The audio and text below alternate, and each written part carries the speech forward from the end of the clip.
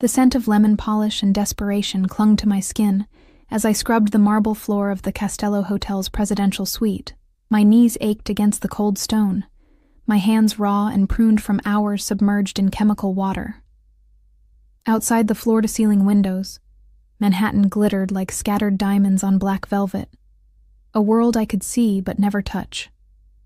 I was invisible here, 23 years old, anonymous in my gray uniform. Just another ghost who cleaned up after the wealthy and disappeared before they woke. That's what I told myself every morning when I rode the subway from my shoebox apartment in Queens. When I counted the tips that never quite covered my mother's medical bills, when I pretended this was temporary. It was nearly midnight. The late shift paid extra, and I needed every dollar. I didn't hear him enter. That should have been my first warning. One moment I was alone, humming softly to drown out my thoughts. The next, the air in the room changed, charged, heavy, like the atmosphere before lightning strikes. The scent hit me first. Expensive cologne, cedar, and something darker. Something that made my pulse quicken with instinctive fear. You missed a spot.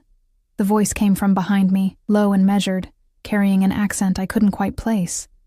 Italian, maybe, smoothed by years in America. I jerked upright so fast the bucket beside me sloshed, dirty water spreading across the pristine floor I'd just cleaned. He stood in the doorway of the bedroom, backlit by the soft glow from within. Even in silhouette, his power was tangible, tall, broad-shouldered, wearing a suit that probably cost more than my yearly salary. His dark hair was pushed back from his face, and as he stepped into the light, I caught my first clear look at him. Dangerous. That was the only word my brain could form. He wasn't conventionally handsome. His face was too sharp for that, all severe angles and hard lines, with a scar that cut through his left eyebrow. But his eyes... God, his eyes... Dark as midnight, they pinned me in place like a butterfly to a board, assessing, calculating. A man used to owning everything he looked at. "I am so sorry, sir. I didn't realize anyone was in the suite." My voice came out shakier than I wanted. The system showed it as vacant. It is vacant. He moved further into the room, and I noticed two things simultaneously. The way he walked, fluid, predatory, each step purposeful, and the bulge of a holster beneath his suit jacket. I don't stay in hotels. I own them. My throat went dry. This was Alessandro Dante. It had to be. I'd heard the whispers among the other maids, seen his photo in the business section of discarded newspapers. Real estate mogul, they called him publicly. But everyone who worked nights knew the truth. The Dante family didn't make their fortune from legitimate business alone. "Mr. Dante, I apologize for the intrusion. I'll finish quickly and... What's your name?" He moved to the bar cart, pouring himself 2 fingers of amber liquid from a crystal decanter. His movements were elegant, controlled. Everything about him was controlled. "Emma. Emma Reeves, sir. Emma." He tasted my name like wine, rolling it on his tongue. "You work the late shift often?" "Yes, sir. I pick up extra hours when I can." "Why?" He turned to face me fully, leaning against the bar with casual grace.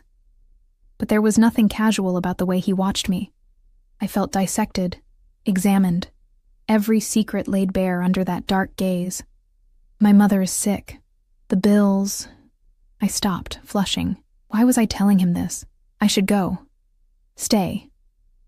It wasn't a request. "Finish your work. I want to make a call." He pulled out his phone. No, phones plural. I watched him from the corner of my eye as I returned to cleaning, my movements stiff and self-conscious. He spoke in rapid Italian, his voice dropping to that dangerous quiet that somehow felt more threatening than shouting. I caught words here and there. Tradimento, bastardo, sangue. Betrayal. Bastard. Blood. I scrubbed faster. "You're nervous." His voice made me jump again. He'd moved without sound, and now stood only a few feet away. "Why?" "I'm not nervous, sir." "Don't lie to me, Emma." The way he said my name, intimate, possessive, sent a shiver down my spine. "Your hands are shaking." They were. I pressed them against my thighs, leaving wet prints on my uniform. It's late. I'm tired. He studied me for a long moment, then did something unexpected. He smiled. It transformed his face, made him look younger, almost human. Almost. You should go home. It's not safe for a woman like you to travel alone at this hour. I'll be fine. I take the subway every night. His expression darkened. The subway. He said it like I'd suggested swimming with sharks. What line? The 7 train to... I caught myself. I really should go, Mr. Dante. I'll have my driver take you. No, thank you, I'm fine. It wasn't a suggestion. He pulled out one of his phones, typed something quickly. Marco will be waiting downstairs in 5 minutes. He'll take you wherever you need to go. This was spiraling out of control. Men like Alessandro Dante didn't offer rides to maids. They didn't notice people like me at all. Unless... I have a boyfriend, I blurted out. The lie left my mouth before my brain could stop it. He's waiting for me. He walks me home every night, very protective. Big guy, actually. Used to box. Why was I still talking? Alessandro's expression shifted. Something dark and possessive flashing across his features, before that controlled mask slammed back into place. Does he? Yes. So thank you. But I really don't need a ride. He'd worry if I didn't show up at our usual meeting spot. The lie hung in the air between us, and I watched Alessandro's jaw tighten almost imperceptibly. He set his glass down on the marble counter with deliberate care, the soft clink somehow ominous. What's his name? This boyfriend of yours. My mind went blank. Jake. His name is Jake. Jake. Alessandro rolled the name around like it tasted bitter. And where does Jake work that he's available to walk you home at midnight? He's a... security guard. Night shift, like me. Convenient. His eyes never left mine. Tell me, Emma. Does Jake know how lucky he is? The question felt like a trap. Every instinct screamed at me to run, but my feet stayed rooted to the floor. I should really go. He'll worry. Of course. Alessandro stepped back, giving me space. But somehow the distance felt more threatening than his proximity. Don't let me keep you from Jake. I gathered my supplies with clumsy hands, hyper-aware of his gaze following my every movement. When I reached the door, I couldn't help glancing back. He stood by the window now, silhouetted against the glittering city, a king surveying his domain. Emma. His voice stopped me at the threshold. Be careful going home. The city is full of dangerous men. The way he said it, like a promise and a threat rolled into one, made my blood run cold. I practically ran to the service elevator, my heart hammering against my ribs. What had I done? Why had I lied? I didn't have a boyfriend. I barely had time to sleep, let alone date. But something about Alessandro Dante had triggered every prey instinct in my body, and the lie had seemed like armor, protection from whatever dark interest I'd seen kindle in those midnight eyes. The elevator descended, and I sagged against the wall, letting out a shaky breath. It was fine. He was a busy man. He'd forget about the awkward encounter with a maid within an hour. Men like him didn't remember people like me. I was wrong. I was so wrong. The next morning, I arrived at work to find my supervisor, Mrs. Chen, waiting by the staff entrance. Her expression was unreadable. Emma, there's been a change to your assignment. My stomach dropped. Did I do something wrong? No, dear. Actually, quite the opposite. She handed me a new keycard, fancier than my usual one. You've been personally requested for a long-term private contract. Presidential suite maintenance, exclusive assignment. The pay is... She named a figure that made my knees weak. Triple your current rate, plus benefits and a discretionary bonus. Medical coverage included. Medical coverage. For my mother. Who requested me? But I already knew. The keycard felt like lead in my hand. Mr. Dante himself. Congratulations, Emma. This kind of opportunity doesn't come along every day. Mrs. Chen smiled, oblivious to my dread. You start tonight. Report directly to the presidential suite at 10 p.m. And Emma, don't be late. Mr. Dante is very particular about punctuality. I stood frozen in the gray morning light, clutching the keycard that felt less like an opportunity and more like a golden cage closing around me. In the distance, I could hear the city waking, sirens, Horns, the subway rumbling beneath the street, and somewhere in a penthouse high above, I knew Alessandro Dante was thinking about me, about my lie, about the boyfriend who didn't exist. I'd tried to protect myself with a fiction. Instead, I'd caught the attention of a monster. And monsters, I was about to learn, don't like to share their toys. The presidential suite felt different when I knew he'd be there. I stood outside the door at exactly 10 p.m., my new keycard trembling in my grip, counting my heartbeats. Each one screamed at me to run. I didn't run. I couldn't afford to. The card beeped green. I pushed open the door. The suite was dim, lit only by the glow of the city through those massive windows and a single lamp in the corner. Alessandro sat in a leather armchair facing the door, a glass of whiskey in his hand, watching me with the patience of a predator at a watering hole. You're punctual. I like that. He gestured to the cleaning cart already positioned by the bathroom. Everything you need is there.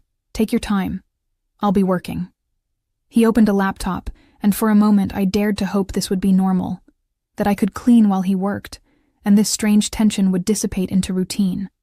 I was halfway through scrubbing the bathroom when his voice drifted through the open door. Tell me about Jake. My hand froze on the tile. Sir? Your boyfriend. Jake. He appeared in the doorway, leaning against the frame with casual elegance. In the soft light, he looked younger, maybe early 30s, but those eyes held centuries of darkness, the boxer who walks you home every night. I'm curious. The lie I'd told felt like barbed wire around my throat. There's not much to tell. How long have you been together? 6 months. The number came out automatically, as lies do when you've committed to them. 6 months. He swirled his whiskey, ice clinking against crystal. And he lets you work nights? Alone? Cleaning hotel rooms for men like me? He trusts me. Trust. Alessandro laughed, but there was no humor in it. Do you trust him, Emma? Of course. Then why are you lying? The words hit like a slap. I stood, my knees protesting, backing against the sink. I'm not. Don't. He stepped into the bathroom, and suddenly the space felt microscopic. I've built an empire on knowing when people lie to me. Your tells are obvious, the way your left hand clenches when you say his name, the hesitation before you answer. The fact that your Facebook profile, yes, I looked, shows you single, with no photos of any Jake from here to eternity. Heat flooded my face. He'd looked me up, investigated me. You had no right. I have every right. He set his glass on the counter, the movement controlled despite the intensity radiating from him. You work for me now, Emma, exclusively. I vet everyone in my inner circle. I'm a maid, not your inner circle. You're in my private suite, alone with me. That makes you close enough. He tilted his head, studying me like I was a puzzle. So, tell me the truth. Why did you lie about having a boyfriend? Because you terrified me. Because I felt like prey. Because men like you take what you want. And I needed you to think I belonged to someone else. I don't know. I whispered instead. Yes, you do. He reached out slowly, giving me time to pull away, and caught a strand of my hair that had escaped my bun. The gentleness of the gesture was somehow more unsettling than aggression would have been. You felt it too, that current between us, and it scared you. There's no current. You're my employer. I'm lying again. His thumb brushed my cheek, and I inhaled sharply. His skin was warm, calloused in unexpected places. A man who'd worked with his hands despite the expensive suits. But I'll let it go. For now. Because I'm a patient man, Emma, and I always get what I want eventually. What do you want? The question hung between us, dangerous and electric. Right now? His eyes dropped to my lips.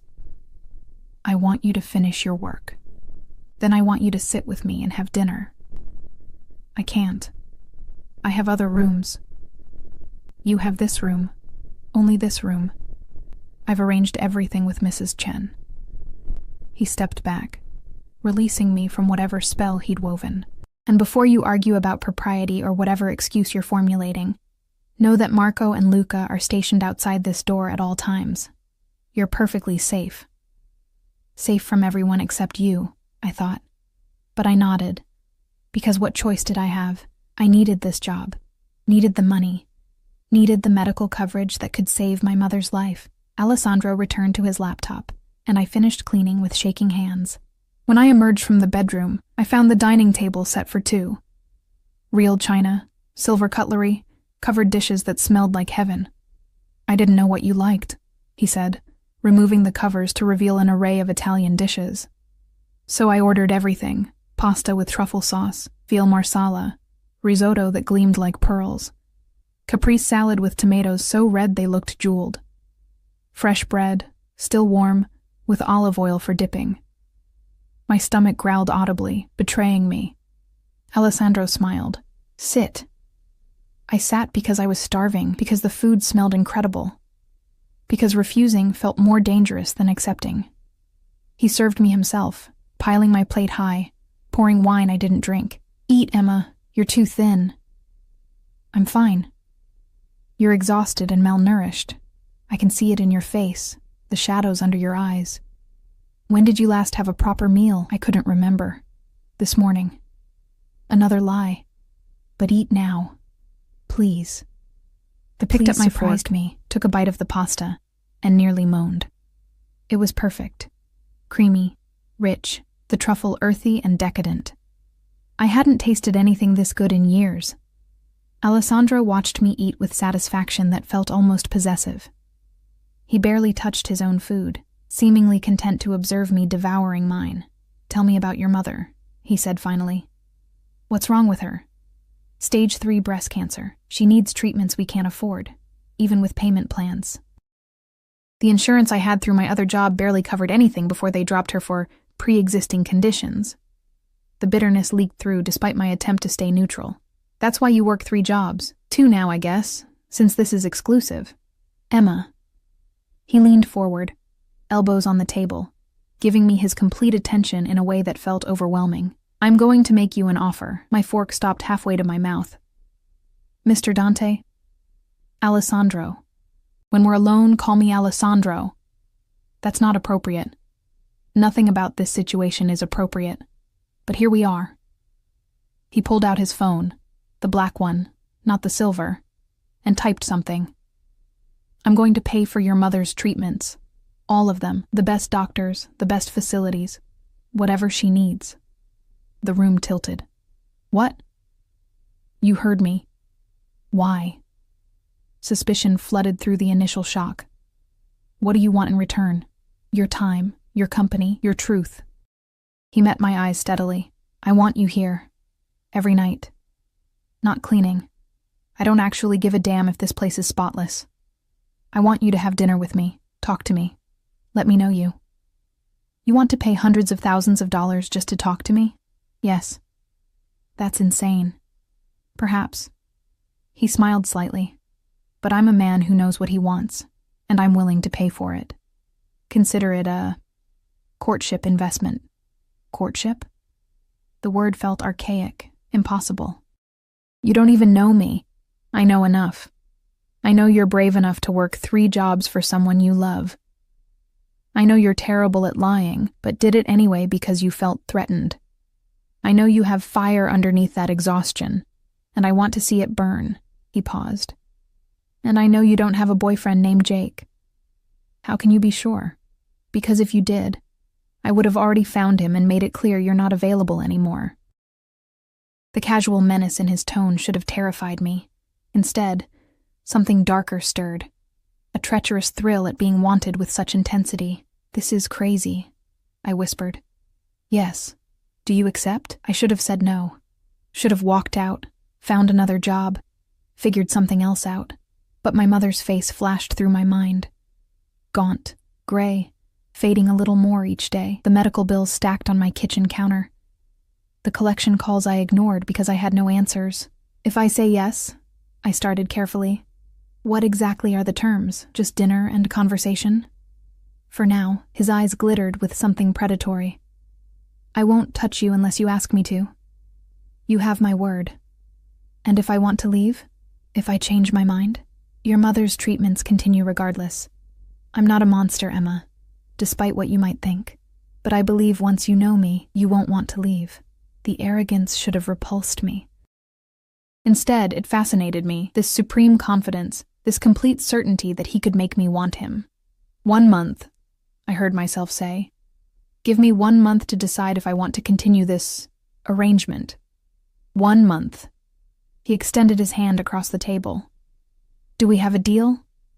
I looked at his hand, large, scarred across the knuckles. A hand that had built empires and probably destroyed enemies.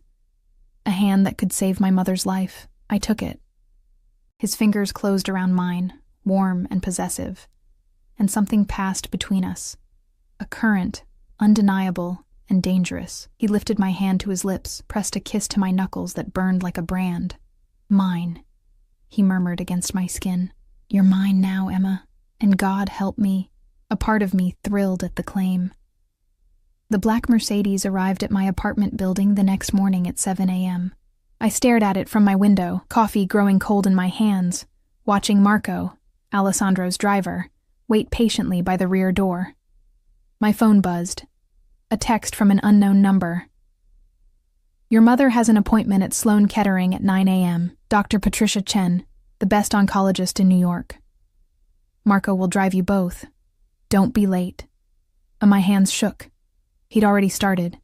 Less than 12 hours after our deal, and he was already weaving his web around my life. Another text. And Emma? Wear something other than your uniform. I'm taking you to dinner tonight. Somewhere that requires a dress. I looked at my closet. A sad collection of thrift store finds and worn basics, nothing appropriate for wherever Alessandro Dante considered dinner. A third text, as if he could read my mind. Check your door. I opened it to find garment bags, 3 of them, hanging from my doorknob. Designer labels I'd only seen in magazines. Dresses that probably cost more than my monthly rent. A card tucked into the first bag. Choose whichever makes you feel beautiful. Though you could wear rags and still outshine every woman in New York. I should have been insulted, should have felt bought, owned, manipulated. Instead, I ran my fingers over the silk of a midnight blue dress and wondered what I'd just sold my soul for, and whether the price would be worth it. Sloan Kettering smelled like antiseptic and hope. I sat in the waiting room, my mother's frail hand in mine, trying to process the last 2 hours. The intake had been seamless, no questions about insurance, no forms asking how we'd pay. Just efficiency, respect, and the immediate attention that money apparently bought. Emma, sweetheart, how did you arrange this? My mother's voice was thin, worn down by months of pain. Dr. Chen is supposed to have a 2-year waiting list.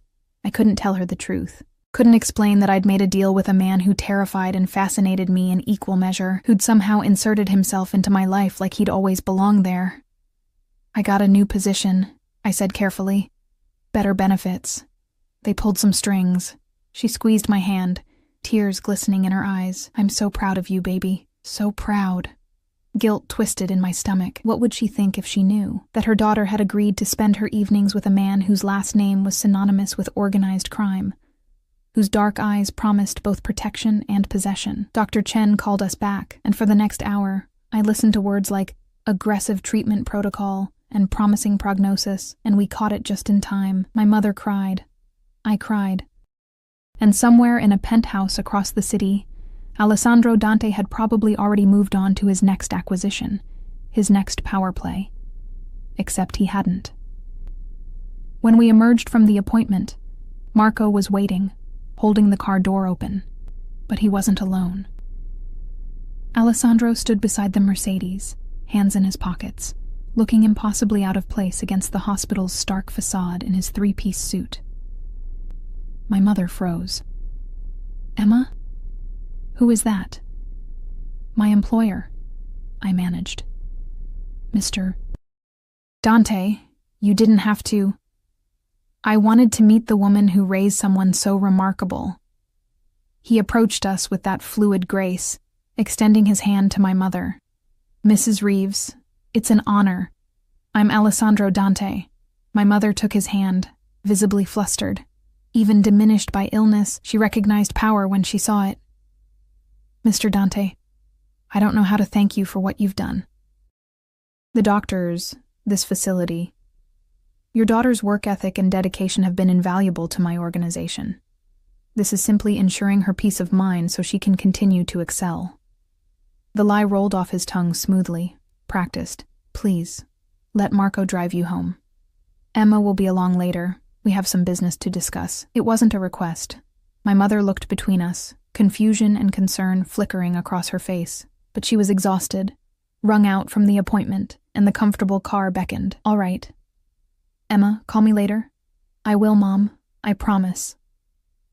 I watched Marco help her into the Mercedes, watched it pull away into traffic, and then I was alone with Alessandro on a busy Manhattan sidewalk, people flowing around us like water around stones. You didn't need to come here, I said quietly. I wanted to see you. He touched my elbow, guiding me toward a different car, a black Audi with tinted windows, another driver waiting, and I wanted to make sure the appointment went well. Why do you care? Because you care, and what affects you affects me now. He opened the door himself, waiting. Get in, Emma. We have several hours before dinner and there's something I need to show you. Every instinct screamed danger. But I slid into the leather interior anyway, and Alessandro settled beside me, close enough that I could feel his body heat, smell that cedar and darkness scent that seemed to cling to him. Where are we going? You'll see.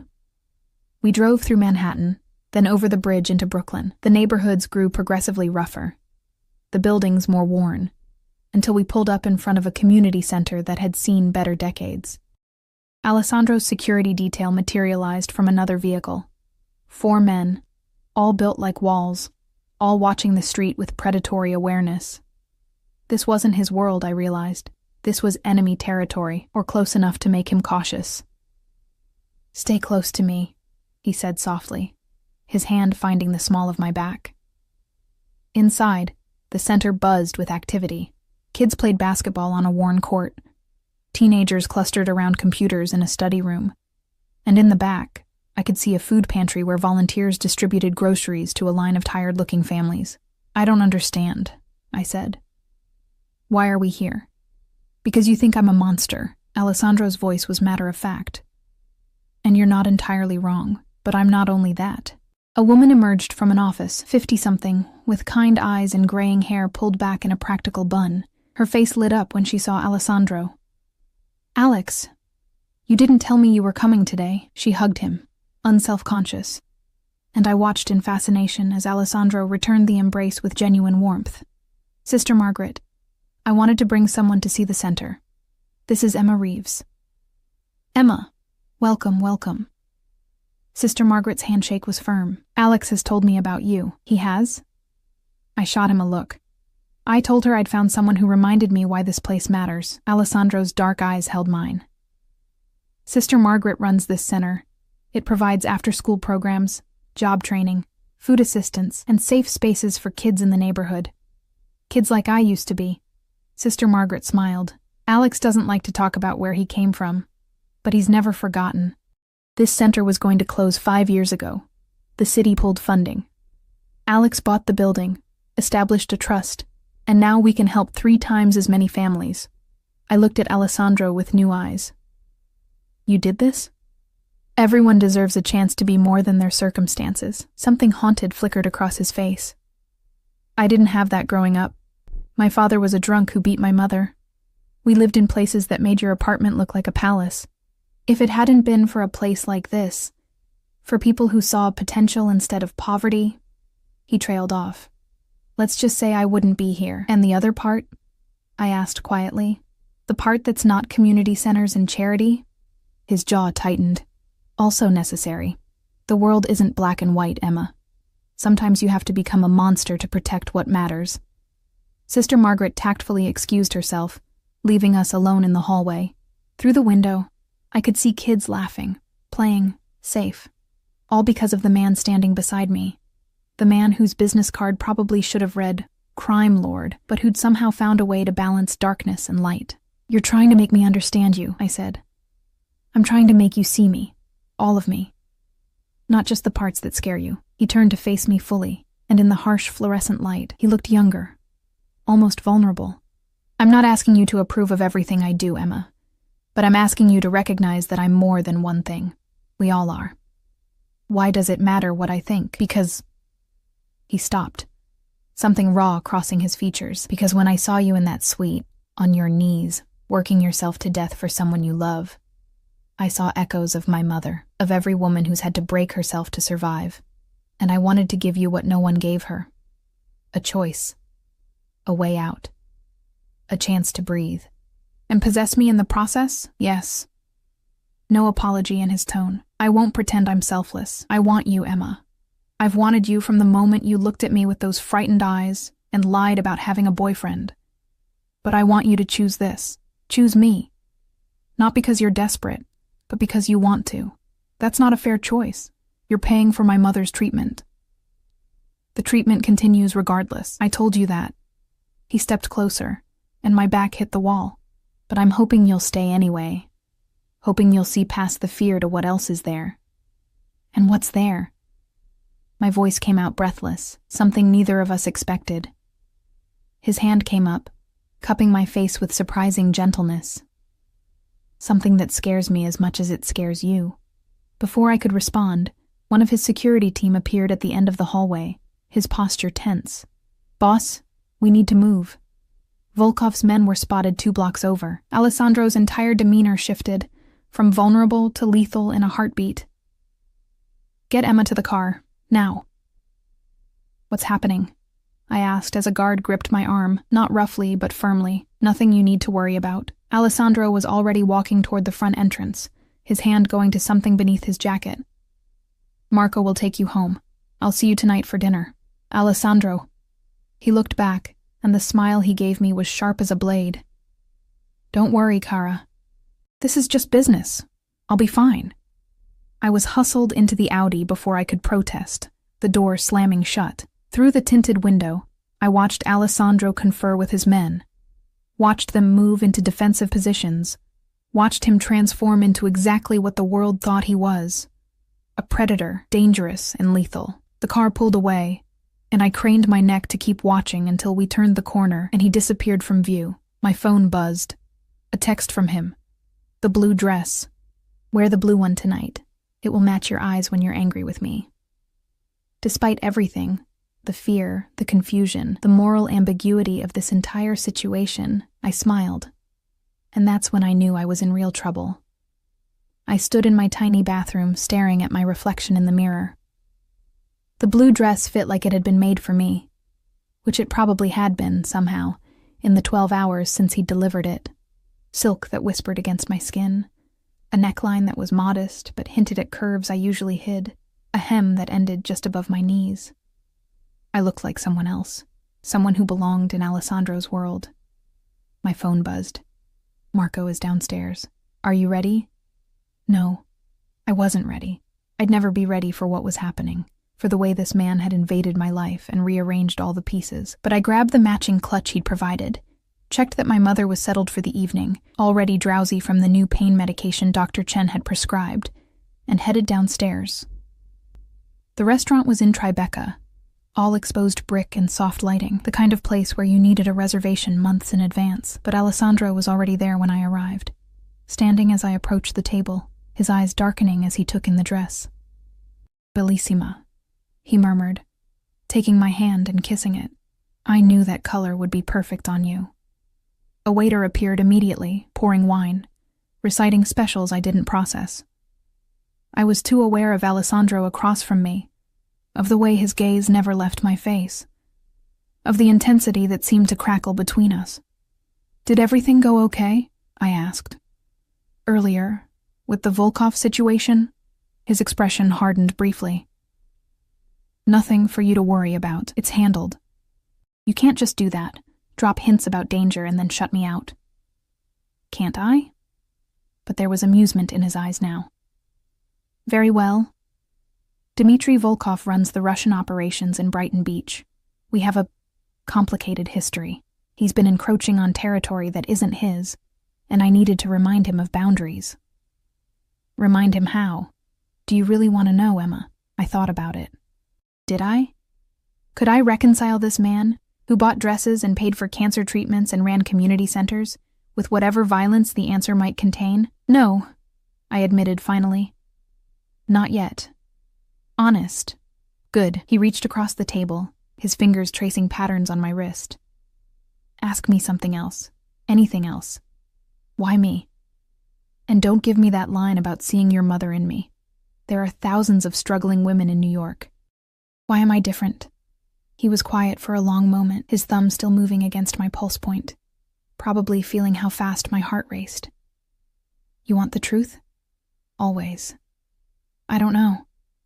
The admission seemed to cost him. I've been with beautiful women, powerful women, women who understood my world and wanted into it. But you, when you looked at me with fear and then lied to protect yourself, something in me woke up, something possessive and primitive that I didn't know I had. I wanted to be the one you ran to instead of from, wanted to be your safety instead of your threat. That's not healthy. No, it's not, but it's true. His eyes held mine. I'm not a good man, Emma, but I could be good for you, good to you, if you let me. The waiter returned with our food, breaking the spell. We ate, and Alessandro steered the conversation to safer topics: books, movies, my mother's prognosis. He was charming when he wanted to be, attentive, asking questions that suggested he genuinely cared about the answers. But underneath it all, that current hummed, that awareness, that sense that we were both standing at the edge of something vast and dangerous, trying to decide whether to jump. Dessert arrived. Tiramisu. Rich and perfect. Alessandro fed me a bite from his fork, and the intimacy of the gesture felt more shocking than a kiss. Come home with me tonight, he said quietly. My breath caught. Alessandro. Not for that. Not yet. His eyes were earnest. I just want you near me. Want to talk more, away from curious eyes. I promise I won't push. Won't touch you unless you ask. I don't think that's a good idea. Probably not. But come anyway. I should have said no. Should have maintained boundaries, kept distance, protected myself from whatever this was becoming. Instead, I heard myself whisper, okay. His smile was victorious and tender all at once, and as he helped me into my coat, his hand lingering at my waist, I wondered if I'd just made the best or worst decision of my life. Alessandro's penthouse occupied the entire top floor of a building in the financial district. The elevator required a fingerprint scan and a code, and when the doors opened directly into his living space, I understood why he needed that level of security. The place was a fortress disguised as luxury. Floor-to-ceiling windows offered a panoramic view of the city, but I noticed they were bulletproof, the glass too thick, the frames reinforced, cameras in every corner, discreet but visible if you knew to look. A state-of-the-art security panel by the elevator. And everywhere, that sense of controlled power that seemed to emanate from Alessandro himself. Your home is beautiful, I said, stepping onto marble floors that probably cost more than most houses. It's secure. He shrugged off his jacket, and I tried not to notice how the holster strapped across his chest made him look both dangerous and devastatingly attractive. Beauty is secondary to safety in my world. He caught me staring at the gun and smiled slightly. Does it bother you? Should it? Most women would find it alarming. Most women probably aren't standing in a crime lord's penthouse at midnight. The words came out sharper than I intended, exhaustion and wine making me reckless. Alessandro's expression shifted, something pleased and predatory. Say it again. What? Crime lord. You've been dancing around it all evening, calling me your employer, Mr. Dante. Anything but what I actually am. He moved closer, and I held my ground. I like hearing the truth from your lips. Fine. You're a criminal. You hurt people. You break laws. You're everything I should be running from. My heart hammered. Does that make you happy? Yes. He was close enough now that I had to tilt my head back to meet his eyes. Because you're still here, knowing exactly what I am, and you're still here. For my mother. Lie to yourself if you need to, Kara. But you're here because you want to be, because whatever this is between us terrifies and fascinates you in equal measure. His hand came up, fingers threading through my hair, because when I look at you, you feel seen in a way you never have before. He was right, and I hated it. Hated how he could read me so easily. How he'd somehow mapped all my vulnerabilities in just a few days. I should go home, I whispered. But I didn't move. You should. His thumb traced my lower lip. But you won't. Not yet. The tension stretched between us, taut as a wire. Then Alessandro stepped back, releasing me, and the loss of his proximity felt physical. Come. I want to show you something. He led me through the penthouse to a room I hadn't expected, a library, warm and lived in despite the luxury surrounding it. Books lined every wall, floor to ceiling, leather-bound and paperback mixed together without pretension. A fire crackled in the fireplace, and 2 oversized chairs sat angled toward it. This is where I spend most of my time when I'm home, Alessandro said, pouring 2 glasses of whiskey from a decanter on the side table. Everything else is for show, for meetings, for the version of myself I have to be. But this room is mine. I accepted the glass he offered, sinking into one of the chairs. The leather was buttery soft, worn in places from use. You read. Surprised? A little. I didn't picture you as someone who sits quietly with books. I'm full of contradictions, Emma. You'll learn that. He settled in the other chair, and for a moment, we just sat in comfortable silence, watching the flames dance. My mother taught me to read. She only made it through 6th grade herself, but she believed education was the way out. She'd bring home books from the library, and we'd read together every night. It was our escape from my father, from the violence, from poverty. What happened to her? I asked softly. His face went hard. My father killed her when I was 14, beat her to death in a drunken rage over dinner being cold. He took a long drink. I killed him 3 days later, made it look like a robbery gone wrong. The cops didn't look too hard. One less drunk abuser in the world, you know? The casual way he said it should have horrified me. Instead, I felt a surge of sympathy for the 14-year-old boy who'd had to become a killer to survive. I'm sorry, I said inadequately. Don't be. It made me what I am. After that, I had nothing to lose. Started running errands for the Dante family. They controlled this territory even then.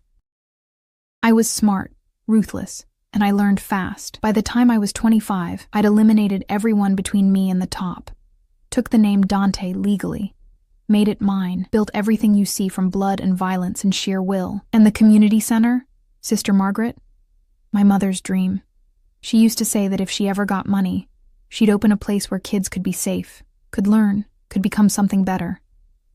His voice roughened. I couldn't give her that dream, but I could make it real in her memory. I set down my glass and moved to kneel in front of his chair, my hands on his knees.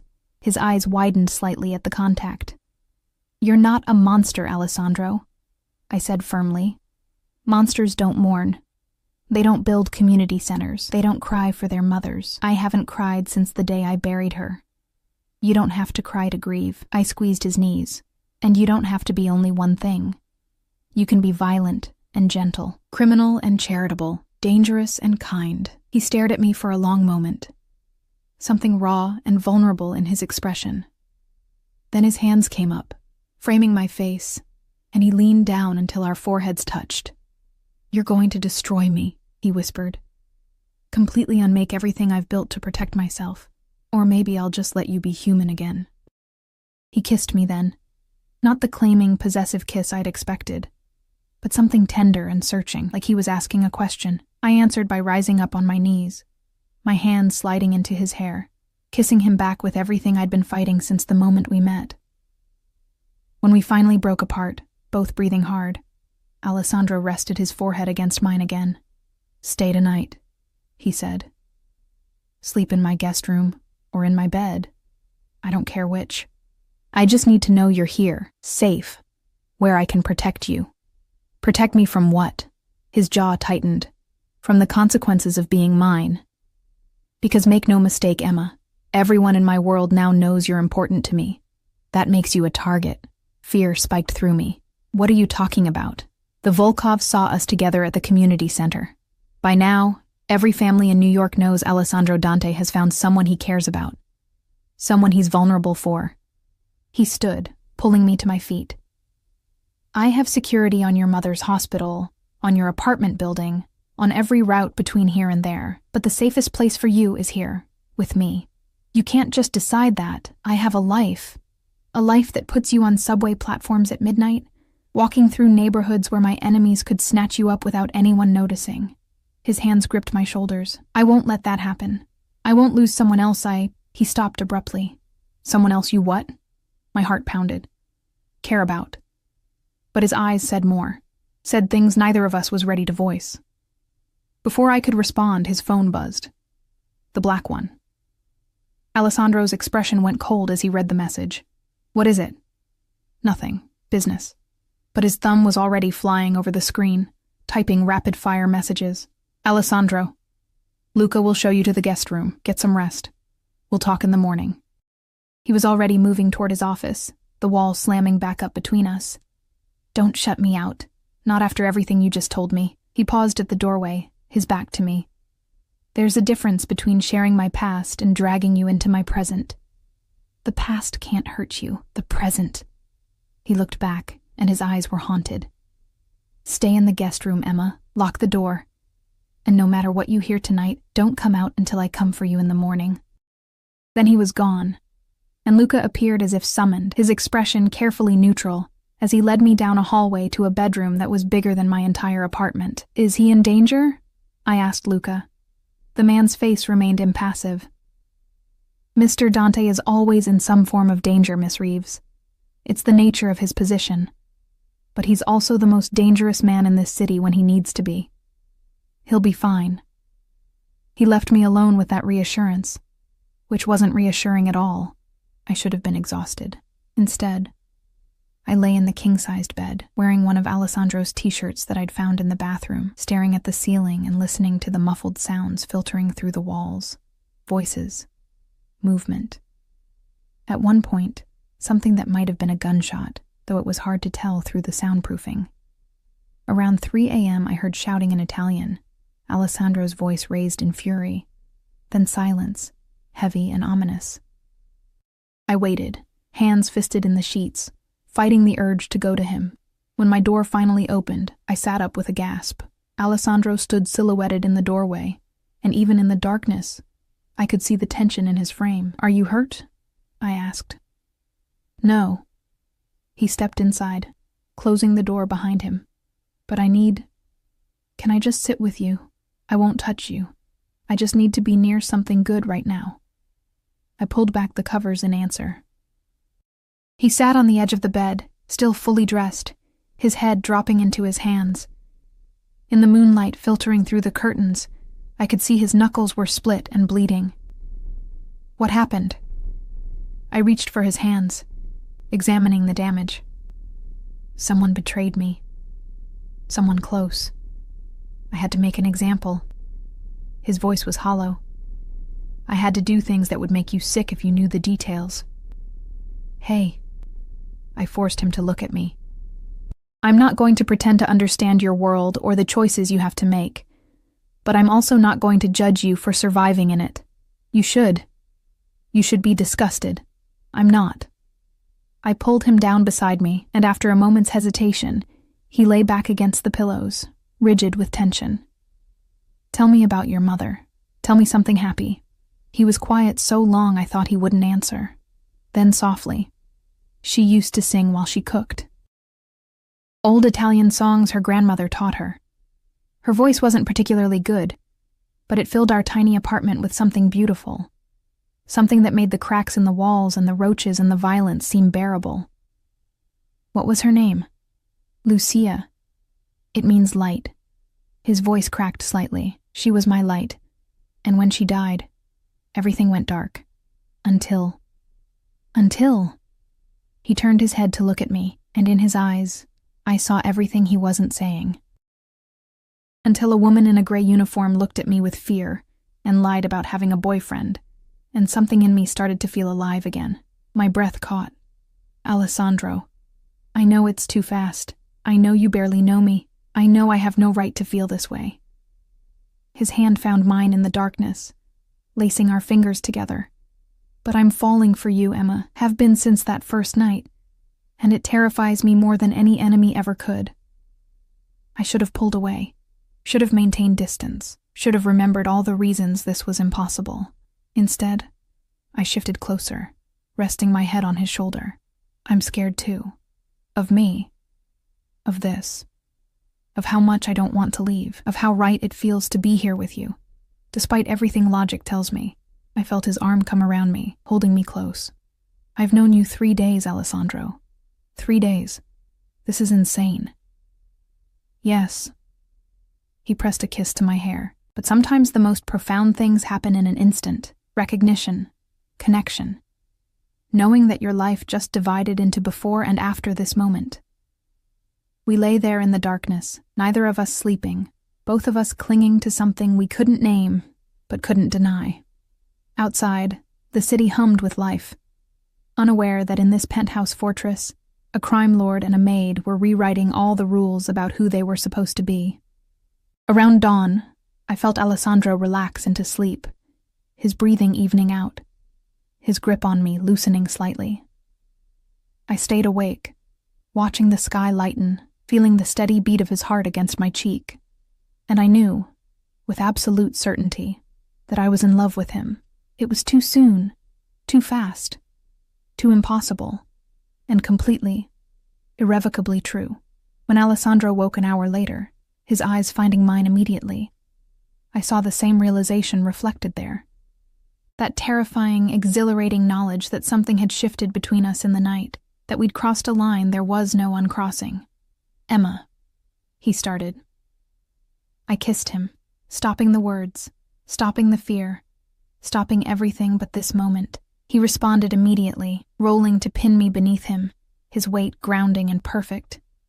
The kiss deepened, turning desperate, months of loneliness and years of emptiness pouring between us. When we finally broke apart, both breathing hard, Alessandro's forehead dropped to mine. "Tell me this is real," he whispered. "Tell me I'm not imagining this." "It's real." I traced his face, the scar through his eyebrow, the sharp line of his jaw, the lips that could command empires and kiss with devastating tenderness. "I don't understand it, but it's real. I need you to understand something." His eyes held mine, intense and unwavering. "If you choose this, choose me. My world will become your world. My enemies will become your enemies. I'll protect you with everything I have, but I can't promise you'll always be safe. I can only promise I'll die before I let anyone hurt you. That's not reassuring. It's not meant to be. It's meant to be honest." He cupped my face in his scarred hands. "I'm giving you one more chance to walk away, Emma. After this, you're mine completely. And I'm a possessive, jealous, overprotective bastard who won't share well with anyone, not even your independence. I should have been insulted by the arrogance, should have asserted my autonomy, my right to choose my own path. Instead, I pulled him down for another kiss and whispered against his lips, then stop giving me chances to leave and make me yours already." His smile was fierce and tender all at once. "As you wish, il mio cuore. As you wish." 3 weeks later, I stood in Alessandro's penthouse wearing one of his shirts and nothing else, watching the sun rise over Manhattan while he conducted business in his office. My coffee had gone cold, but I didn't move to reheat it. I was too busy marveling at how completely my life had transformed. My mother was thriving. The treatments were working, her color returning, her strength rebuilding day by day. She'd moved into a comfortable apartment Alessandro owned. "Empty anyway," he'd said, as if luxury 2 bedrooms in Midtown were just lying around unused. She asked fewer questions now, choosing to accept the miracle of her recovery rather than examine its source too closely. I'd quit my other jobs. Alessandro had been furious when he found out I was still working at a diner during the day, risking exhaustion and exposure. We'd fought about it, our first real fight, and I'd learned that his protective instincts bordered on obsessive, but I'd also learned that he'd listen, eventually, when I explained that I needed some form of independence, something that was mine alone. We'd compromised. I enrolled in online classes, working toward the degree I'd abandoned when my mother got sick. Alessandro paid for it without blinking, just added it to the list of things he gave me freely.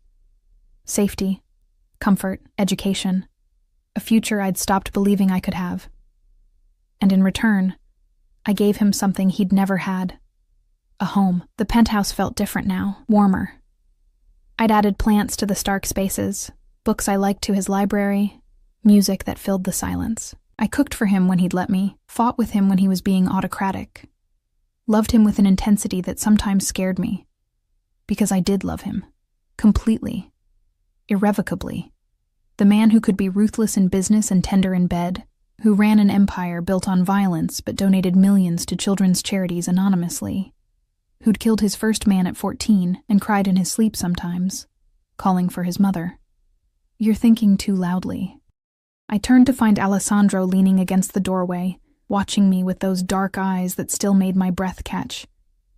He'd showered after his call, his hair damp, wearing only pajama pants that rode low on his hips. 3 weeks together, and the sight of him still made heat pool in my stomach, just reflecting on how insane my life has become, I said. Regrets? He moved toward me with that predatory grace, sliding his arms around my waist from behind. Not a single one. I leaned back against his chest. How did the call go? The Volkovs have agreed to a sit-down. Neutral territory. Next week. He pressed a kiss to my neck. It's progress. And the traitor? His arms tightened slightly. Dealt with. You don't need details. I'd learned not to push on matters like this. There were parts of Alessandro's world I couldn't touch, wouldn't understand, and probably didn't want to know. He protected me from the worst of it, and I let him, because some truths would poison what we'd built. I need to tell you something, he said quietly. My stomach clenched. That sounds ominous. Not ominous. Just important. He turned me to face him, his expression serious. I've been thinking about the future, our future. Alessandro. Let me finish. His hands framed my face. I know we haven't been together long. I know by conventional standards this is too fast, too intense, too everything. But I've never been conventional, and neither is what we have. He reached into his pocket and pulled out a small velvet box. My heart stopped. I'm not proposing, he said quickly, seeing my expression. Not yet. I know you'd say no, that you'd need more time, more certainty, and I respect that. He opened the box to reveal a ring, white gold with a single sapphire, elegant and understated. But I want you to have this. It's a promise, a claim, a statement to my world that you're under my protection, that you belong to me as much as I belong to you. Alessandro. Tears burned my eyes. You don't have to wear it if you don't want to. I won't pressure you, but I need you to know that I'm in this completely, that I see a future with you, marriage, children if you want them, growing old together. His voice roughened. I see forever, Emma. And it terrifies and exhilarates me in equal measure. I looked at the ring, then at the man offering it, this beautiful, damaged, dangerous man who'd somehow become my everything in 3 short weeks. Put it on me, I whispered. His hand shook slightly as he slid the ring onto my finger. It fit perfectly, the sapphire catching the morning light. It's not an engagement ring, he said again. It's a promise that one day when you're ready, I'll ask you properly. On my knees, with the ring you deserve, in front of everyone who matters. But until then, I kissed him, stopping the words, pouring everything I felt into the contact. When we broke apart, both breathing hard, I touched his face gently. I love you, I said, the first time I'd said it aloud, though I'd shown it in 1,000 small ways. I love you, Alessandro Dante, with all your contradictions and complications. I love your darkness and your light. I love who you are, and who you're trying to become. He closed his eyes, and when he opened them again, they were suspiciously bright. Say it again. I love you. Again. I love you. I love you. I love you. I peppered his face with kisses between each declaration. I'll say it as many times as you need to hear it. Forever wouldn't be enough. He lifted me effortlessly, my legs wrapping around his waist. I love you, il mio cuore. My heart. My light. My reason for wanting to be better than I am. He carried me to the bedroom, and we spent the morning proving our promises in the oldest way possible, with touch and whispers and the kind of intimacy that went beyond physical. Later, wrapped in sheets with Alessandro's arm around me, I watched him sleep. The hard lines of his face had softened, making him look younger, almost peaceful. I traced the scars on his chest, each one a story, a battle, a piece of the man I loved. My phone buzzed on the nightstand, a text from my mother. The doctor says I'm in remission. Emma, I'm in remission. Come celebrate with me. I pressed a hand to my mouth, tears streaming down my face. Alessandro stirred, immediately alert. What's wrong? Nothing's wrong. I showed him the message. Everything's right. Everything's so perfectly, impossibly right. He pulled me close, kissing my tears away. She's going to be okay. Because of you. All of this is because of you. No, Kara. This is because of us. Because you were brave enough to take a chance on a monster who wanted to be a man again. We visited my mother that afternoon, and her joy was infectious. She looked better than I'd seen her in years. Color in her cheeks, light in her eyes, the specter of death finally retreating. She noticed the ring immediately. Emma? She caught my hand, examining the sapphire. Is this a promise? Alessandro said before I could answer. That I intend to love your daughter for the rest of my life, with your permission. My mother looked between us, her eyes shrewd despite her illness. You're not what I would have chosen for her. I know. You're dangerous. Your world is violent. Yes. But you love her. It wasn't a question. More than my own life. She studied him for a long moment, then nodded slowly. Then you have my blessing. But Alessandro Dante, if you ever hurt my daughter, I don't care how powerful you are. I will find a way to make you pay. He smiled. Genuine. Respectful. I wouldn't expect anything less, Mrs. Reeves. And I give you my word. I'll protect her, cherish her, and love her until my last breath. See that you do. But she was smiling now too, reaching out to squeeze his hand. Welcome to the family. The Volkov meeting happened on a Wednesday. Alessandro tried to leave me behind, but I'd insisted on coming, at least to wait in the car. He'd fought about it, his protective instincts clashing with my refusal to be sheltered completely. You can't keep me in a bubble, I'd argued. I need to understand your world if I'm going to be part of it. Understanding and exposure are different things. Then let me observe from a distance. Let me see what you deal with so I can support you better. He'd finally agreed, with conditions. I stayed in the armored Mercedes, surrounded by guards, several blocks from the actual meeting. If anything went wrong, Marco had orders to get me to safety immediately.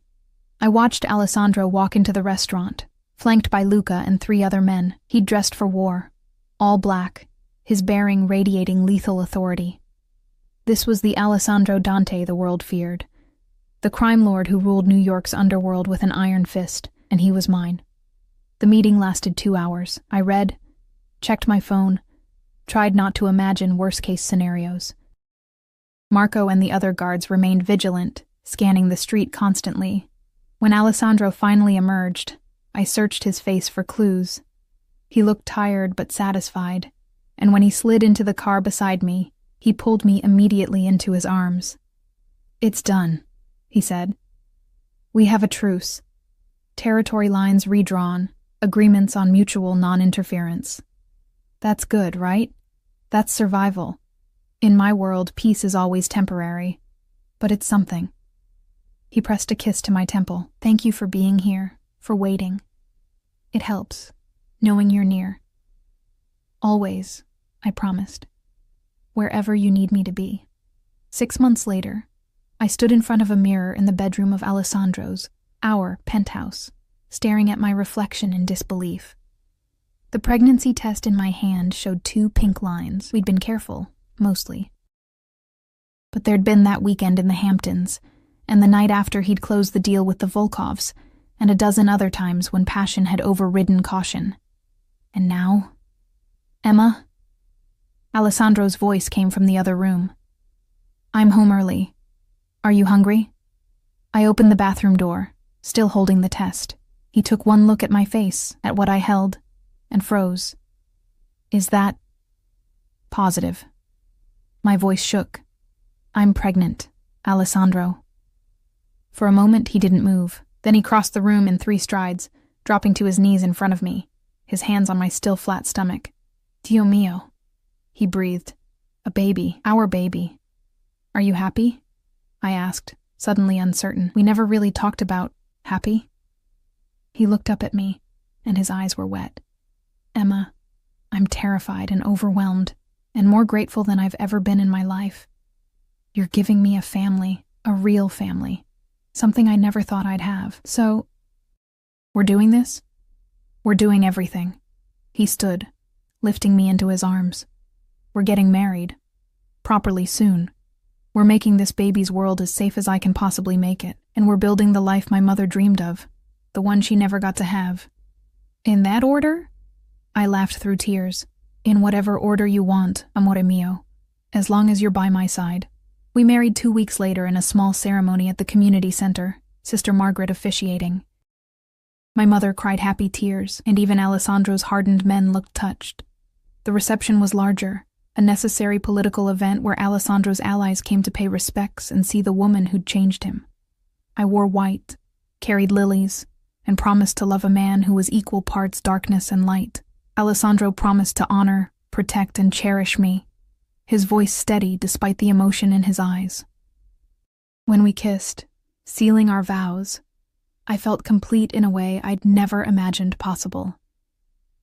Our daughter was born 7 months later, perfect and healthy, with Alessandro's dark hair and my blue eyes. We named her Lucia, after the grandmother she'd never meet, and watching Alessandro hold her for the first time, this man who'd killed without hesitation, cradling our child with infinite tenderness, I understood that love could transform anyone, even monsters, especially monsters who wanted to be men again. Years passed. We had 2 more children, a son named Marco, after the driver who'd protected me from the beginning, and another daughter we called Sophia. The penthouse filled with toys and laughter, with birthday parties and homework sessions, with all the ordinary chaos of family life. Alessandro's empire continued, but he'd shifted focus. More legitimate businesses, less violence, using his power to protect rather than destroy. He'd never be completely clean, but he tried. For our children. For me, for the man he wanted to be. My mother lived long enough to see all 3 grandchildren, to watch me graduate with my degree, to tell me she was proud of who I'd become. She passed peacefully in her sleep, 5 years after her diagnosis, and Alessandro held me through the grief, understanding loss in a way few others could. The Volkovs remained allies, mostly. The other families gave us respect and distance, and slowly, Alessandro built something resembling legitimacy. Enough that our children could choose different paths if they wanted, could be something other than what their father had been forced to become. One night, nearly a decade after we'd met, I found Alessandro in the library, surrounded by our children. Lucia sat on his lap, reading aloud from a book while Marco and Sophia played chess nearby. The fire crackled, and for a moment, I just stood in the doorway, memorizing the scene. Alessandro looked up and smiled, that rare, genuine smile that transformed his whole face. "Come join us, amore." I settled into my usual chair, watching my family, and thought about the scared maid who'd lied about having a boyfriend to escape a dangerous man's interest, about how that lie had been the beginning of everything. Love, family, a life richer than any I'd dreamed possible. "What are you thinking about?" Alessandro asked later, after the children were asleep and we lay tangled together in bed. "About fate. About how one small lie changed everything. About how a woman in a gray uniform changed a monster into a man," he countered, pulling me closer. "You were always a man, Alessandro. You just needed someone to see it. And you were always extraordinary. You just needed someone to show you we'd both been right, in our own ways. And we'd both been transformed by finding each other. 2 people who should never have connected, building something beautiful from impossible circumstances." Years later, when Lucia asked how her father and I met, Alessandro would laugh and tell her the truth, that her mother had lied to him on the very first night, and he'd fallen in love with her courage, that sometimes the best things in life start with fear and end with forever. And I'd add that sometimes monsters just need the right person to see their humanity, that love doesn't always make sense, doesn't always follow rules, doesn't always come in packages we recognize. But when it's real, when it's true, it transforms everything it touches. The ring Alessandro had given me so many years ago still sat on my finger, the sapphire catching light. It had been joined by a wedding band, by the weight of the years, by the life we'd built together. I'd started as a maid who'd lied about having a boyfriend. I'd become the wife of New York's most dangerous man, the mother of his children, the keeper of his heart. And I wouldn't change a single moment of the journey that had brought us here. Not one. "I love you," Alessandro murmured against my hair, his arms secure around me. "I love you too," I whispered back. "Forever."